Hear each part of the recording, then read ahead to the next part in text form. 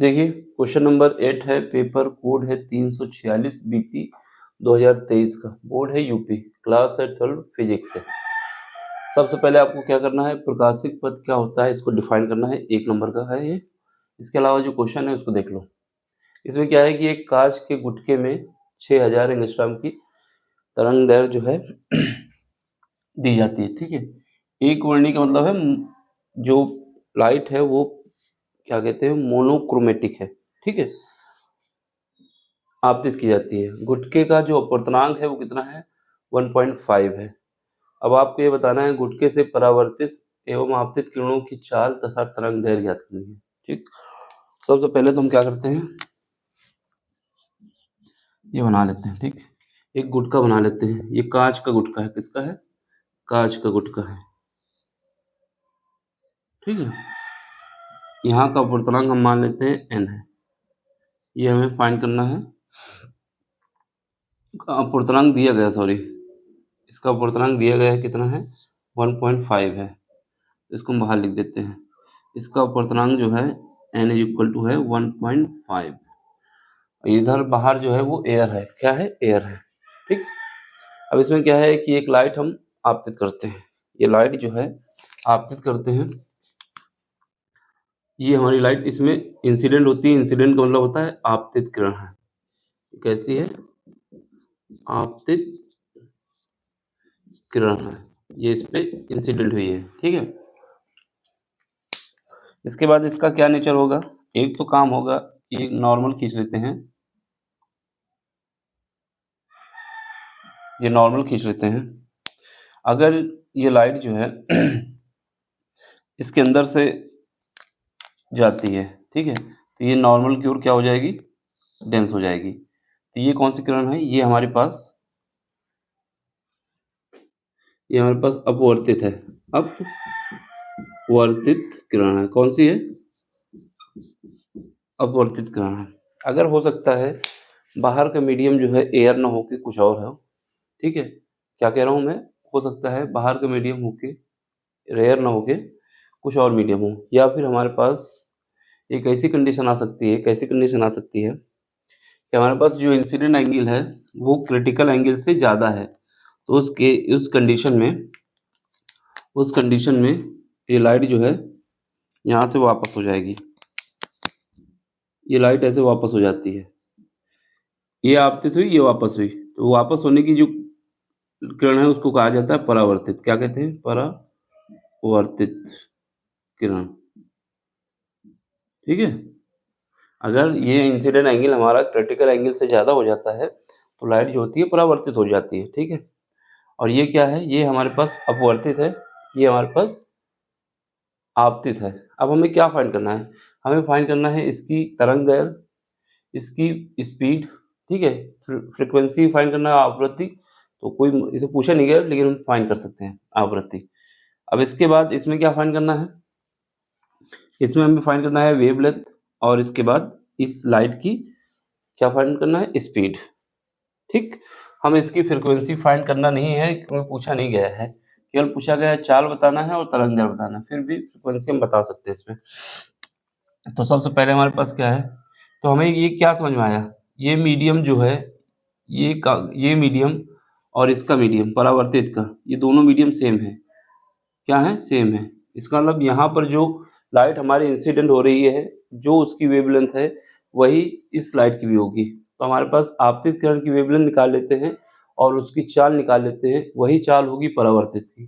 क्यों होगी ये समझ लो, क्योंकि इसका मीडियम और इसका मीडियम सेम है, ठीक है, समझ रहे ना, ये इसी मीडियम में वापस जा रही है और ये इसका मीडियम चेंज हो रहा है तो इसमें चेंज होगी। तो हम बताएंगे, ये लाइन लिख देना आपतित, ये डायग्राम बना दोगे खुद ही समझ जाएगा एग्जामिनर, आपतित किरण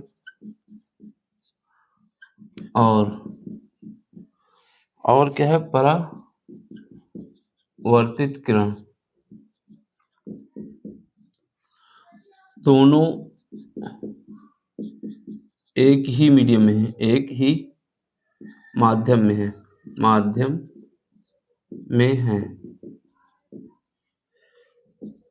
इसलिए आपतित किरण की आपतित किरण की जो वेवलेंथ होगी, जो लैम्डा होगा, इसको वेवलेंथ लिख दो। वेवलेंथ को क्या कहते हैं? तरंग दैर्घ्य। तरंग दैर्घ्य होगी वही, और इसमें तरंग दैर्घ्य होगी वही, तरंग दैर्घ्य इसकी होगी, इसके और इसको लिख दो।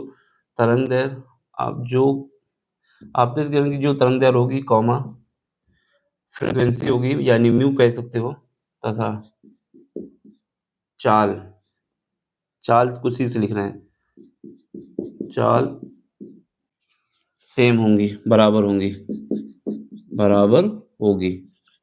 ये बात समझ में आई कि नहीं आई? जो लाइट इंसिडेंट हो रही है वही लाइट परावर्तित हो रही है, तो दोनों का मीडियम सेम है। ये ऊपर है ना एयर की तरफ, और इसका मीडियम चेंज हो रहा है, तो इसका चेंज हो जाएगा, इसका नहीं चेंज होगा। ठीक है, तो इसमें हम बताएंगे आपतित किरण की तरंग दैर्घ्य क्या, सॉरी, परावर्तित की तरंग दैर्घ्य क्या हो जाएगी? परावर्तित की तरंग दैर्घ्य कितनी लाइट इंसिडेंट हुई है? 6000 एंगस्ट्रॉम की। 6000 एंगस्ट्रॉम की जब इंसिडेंट हुई है, तो लैम्डा जो हो जाएगा, लैम्डा इज इक्वल टू हो जाएगा 6000 एंगस्ट्रॉम, या फिर कह सकते हो 6 इंटू 10 की पावर -10 और 10 की पावर -3, सॉरी +3।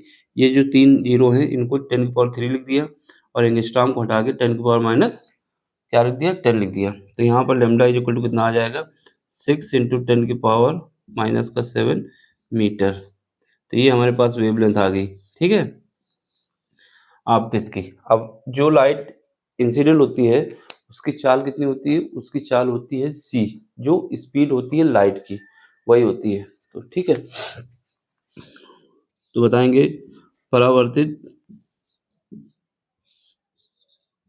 की चाल, परावर्तित किरण की चाल लिख देना, परावर्तित किरण की चाल यहाँ पर लिख देना, बीच में आपतित किरण लिख देना, यहाँ पर ये लिख देना थोड़ा, आपतित किरण और परावर्तित किरण।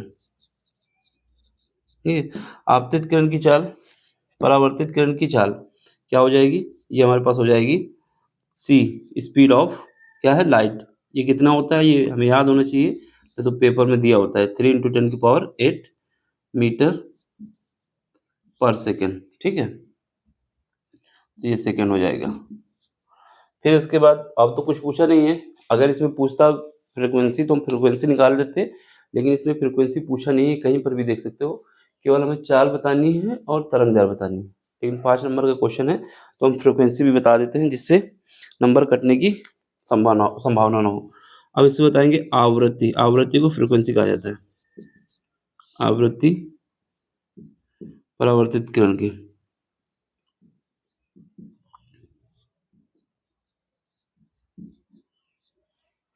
तो इसको किससे लिखते हैं? म्यू से लिखते हैं। ये होता है हमारे पास लैम्डा बाई सी। क्या होता है? Lambda by C. याद रखना है इसके formula, sorry C by lambda, उल्टा कर गया। क्या होता है? C by lambda. तो ये हमें याद रखना है फ्रिक्वेंसी के लिए, सी बाई लैम्डा। अब यहाँ से निकाल दो, म्यू इज इक्वल टू सी कितना है? सी हमारे पास है 3 इंटू 10 की पावर 8, और इसके बाद लैम्डा कितना है? ये है हमारे पास 6 इंटू 10 की पावर -7, अभी निकाला था। इसको जब काटेंगे तो बचेगा यहाँ पर 2, फिर उसके बाद 0.5 बचेगा। तो यहाँ पर 2 बचेगा, फिर उसको काटेंगे तो 0.5 कितना बचेगा? यहाँ से हमारे पास आ जाएगा 10 एक लिख लो, और ये आ जाएगा 10 की पावर 14। देखो यहाँ पर 15 हो जाएगा, लेकिन एक पावर हमने अलग कर ली है उसको 2 से काटने के लिए। तो यहाँ से म्यू की वैल्यू हमारे पास आ जाएगी 5 इंटू 10 की पावर 14 हर्ट्ज। तो ये हमारा आंसर आ जाएगा। ये देखो इसने आवृत्ति नहीं पूछी है, लेकिन 5 नंबर का क्वेश्चन है, तो इसको आप बना के दिखा देना, मतलब निकाल के दिखा देना, तो कोई दिक्कत नहीं है। ठीक, अब हमारे पास क्या है? ये तो हमारे पास ये हो गया कि जो हमारे पास क्या थी, परावर्तित किरण थी, उसकी वेवलेंथ आ गई। ठीक है, अब यहाँ पे हेडिंग डाल लो आपतित किरण के लिए, तो सॉरी अपवर्तित किरण के लिए, अपवर्तित किरण। ठीक, अपवर्तित किरण में सबसे पहले क्या बताओगे, चाल। चाल क्या होगी, देखो कोई भी लाइट हो, ठीक, जब लाइट इंसिडेंट होती है दूसरे मीडियम में तो उसकी वेवलेंथ चेंज होगी, चाल चेंज होगी, लेकिन फ्रीक्वेंसी चेंज नहीं होगी। क्या मैं बोल रहा हूँ, जब चेंज होगा तो क्या चेंज होगा, स्पीड चेंज होगा तो क्या चेंज होगा, स्पीड के बाद चेंज होने वाला कौन है, ये वेवलेंथ, लेकिन उसकी आवृत्ति चेंज नहीं होगी। मैं क्या बोल रहा हूँ, फ्रीक्वेंसी चेंज नहीं होगी। तो जो स्पीड होगी, चाल जो होगी, इसको हम क्या कहेंगे, क्या कह सकते हो, इसको हम कह सकते हो V2 कह दो।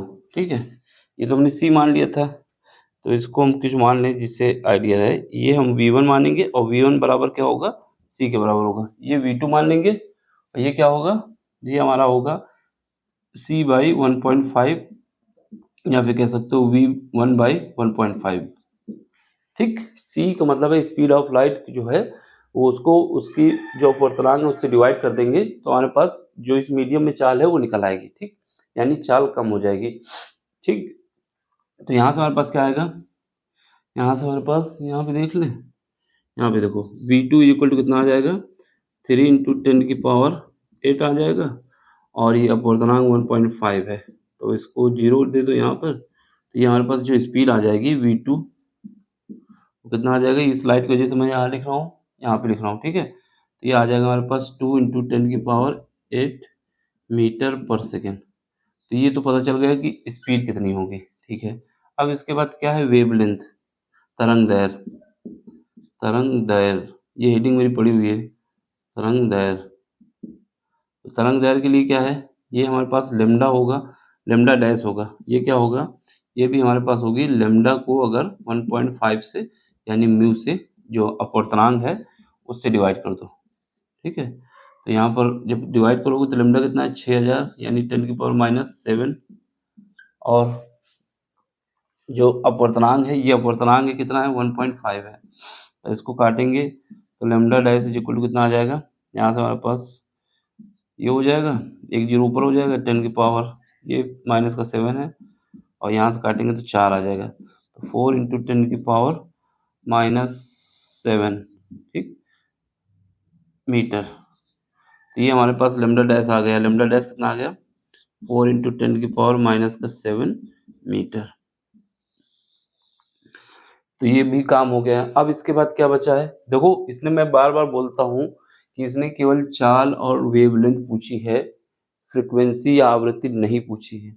लेकिन ये क्वेश्चन 5 नंबर में है, एक मान लो 1 नंबर की थ्योरी है, 4 नंबर का क्वेश्चन है, तो आप फ्रीक्वेंसी भी बता देंगे। ठीक है, अब इसमें जो है हमारे पास आवृत्ति, जिसको फ्रीक्वेंसी कहा जाता है, आवृत्ति सेम रहेगी, आवृत्ति चेंज नहीं होती, आवृत्ति नहीं बदलती,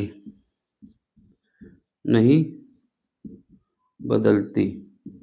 जब नहीं बदलती तो क्या हो जाएगी, ये हमारे पास हो जाएगी जो म्यू डैश, ये कितना निकाला था आवृत्ति हमारे पास, ये म्यू निकाली थी, ये जो म्यू है, ये म्यू डैश जो है म्यू के बराबर हो जाएगी, और म्यू की वैल्यू हमारे पास कितनी है, म्यू डैश म्यू के बराबर हो जाएगी, कितना है, 5 इंटू 10 की पावर 14 हर्ट्ज से। ये सारा आंसर है। ठीक है, देख लो, समझ लो। जैसे हमने यहाँ पर अलग अलग लिख दिया, वहाँ पर हेडिंग डाल के सब बता दिया कि ये है, तो यहाँ पर भी हेडिंग डाल के कल काम हो सकता था कि परावर्तित किरण के लिए ये सब हम निकाल रहे हैं। ठीक है, स्क्रीनशॉट ले लो, समझ लो, एक बार और समझा देते हैं ओवरव्यू। सबसे पहले प्रकाशिक पथ क्या होता है, इसकी डेफिनेशन आपको लिखना है। ठीक, 1 नंबर के लिए, फिर बाकी आपका क्वेश्चन है।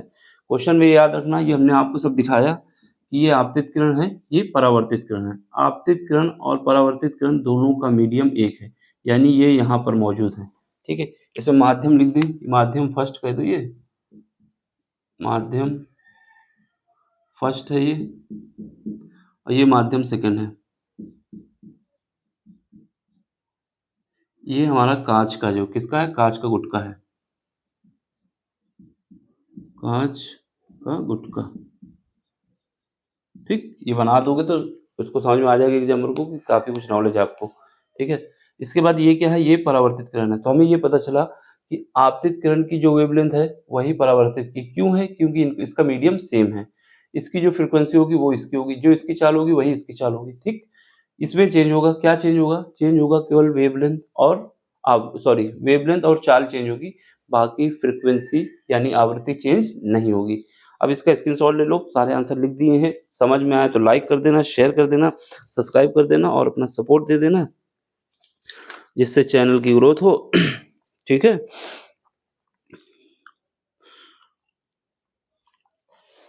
चलो फिर मिलते हैं अगले लेक्चर में अगले कॉन्सेप्ट के साथ। Thank you for watching.